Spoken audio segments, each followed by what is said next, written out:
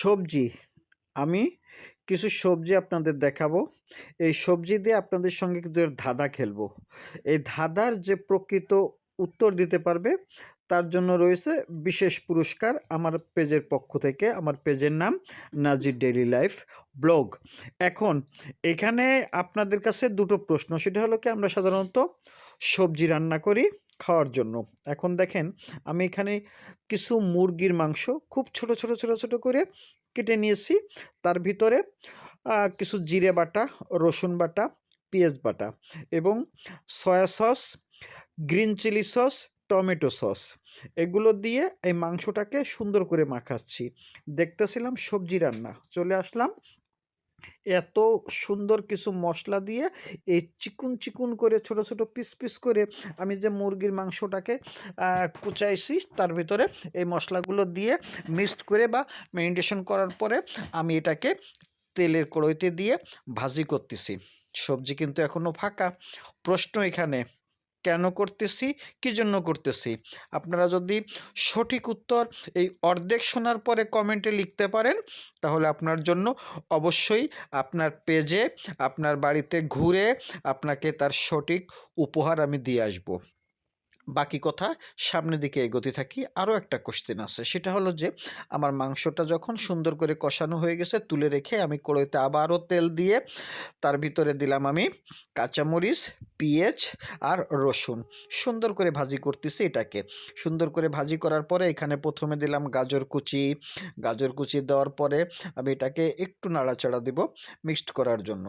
আমি দেখেন এখানে লক্ষ্য রাখবেন যে আমি কিন্তু এই পেঁয়াজটা এখানে পুরোপুরি ভাজিনি। কেন? কাঁচা রাখছি।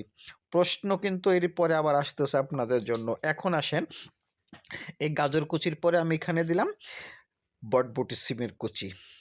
বটবটি সিমের কুচিগুলো যখন দিছি, তখন দেখেন কালারটা কিন্তু ত্রিভুজ হয়ে গেছে। পেঁয়াজির কালার এক, আর গাজরের কালার এক, বটবটি সিমের কালার এক। এটাই কিন্তু শেষ নয়, আরও আছে, অপেক্ষা করেন।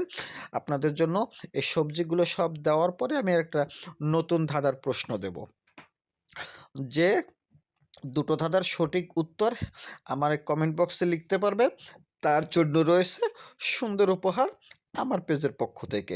এবার দিলাম আমি এখানে পাতাকপি কুচি। প্রথমে দিয়েছিলাম কাঁচামরিচ, পেঁয়াজ, রসুন, তারপরে দিয়েছিলাম গাজর, তারপরে বটবটি সিম, এখন দিলাম পাতাকপি। এইগুলো সবজির উপরে আমি পরিমাণ মতো এই সবজির আনুপাতিক হারে যে লবণ লাগবে লবণ দিচ্ছি। লবণ দেওয়ার পরে আমি এটাকে সুন্দর করে আরেকটু নাড়াচাড়া করে ঢেকে দেব সবজিটা সিদ্ধ হওয়ার জন্য। এই সবজিটা সিদ্ধ কিছুটা হয়ে গেলে আমার এখানে আরও একটা নতুন, একটা না দুটো আইটেম আমি যোগ করব, সেটা আপনাদেরকে বলতেছি। এই আইটেমটা যোগ নিয়ে আপনাদের কাছে প্রশ্ন, যে আমি সবজি রান্না করতেছি। সবজি রান্না করে মানুষ সাধারণত ভাত দিয়ে বা রুটি দিয়ে খাওয়ার জন্য, কিন্তু এখানে আমার সবজিটা রান্না হচ্ছে ভিন্ন কোনো উদ্দেশ্য নিয়ে। উদ্দেশ্য এখন আমি বলবো না, কারণ যেহেতু ওখানে আমি প্রথমে মাংস কষায় রাখছি মাটনের মতো করে। আর এখন এই সবজিটার ভিতরে দিলাম আমি কিছু চিলি সস।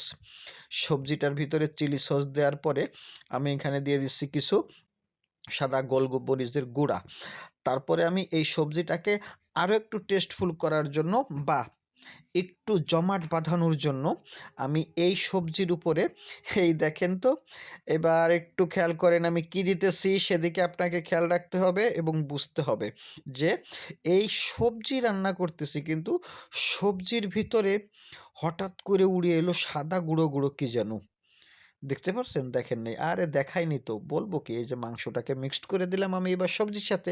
যখন মাংসটা মিক্সড হয়ে গেছে, তখন এর ভিতরে আমি আবারও একটু টমেটো সস দিয়ে দিলাম। আরে ভাই, কি করে রান্না করতেছে সবজি, এত ঢং কেন? এই যে সাদা গুঁড়ি পড়ে গেল হঠাৎ করে, এর ভিতরে সাদা গুঁড়ি, এটা কি ভাই? কর্নফ্লাওয়ার। কেন? যাতে সবজিটায় কোনো পানি না থাকে এবং জমাট বাঁধতে সহায়তা করে। সবজি জমাট বাঁধার জন্য কি প্রয়োজন আছে? এটাই হচ্ছে আপনার কাছে আমার প্রশ্ন। এই প্রশ্নের উত্তর দিতে হবে যে সবজিকে জমাট বাঁধানোর জন্য আমি যে কর্নফ্লাওয়ার দিলাম বা ময়দার গুঁড়ো দিলাম, কেন দিলাম? সেটা আপনাকে আমার কমেন্ট বক্সে লিখে জানাতে হবে। কারণ আমি তো পূর্ণাঙ্গ ভিডিও পরবর্তীতে দেব। তখন আপনার উত্তরের সাথে মিলে কিনা সেটা আপনাকে বুঝতে হবে না? আর অবশ্যই যদি আপনি সঠিক অ্যান্সার দিতে পারেন, আমি আমার পেজের পক্ষ থেকে আপনার পেজে সুন্দর উপহার পাঠাবো। ধন্যবাদ সবাইকে।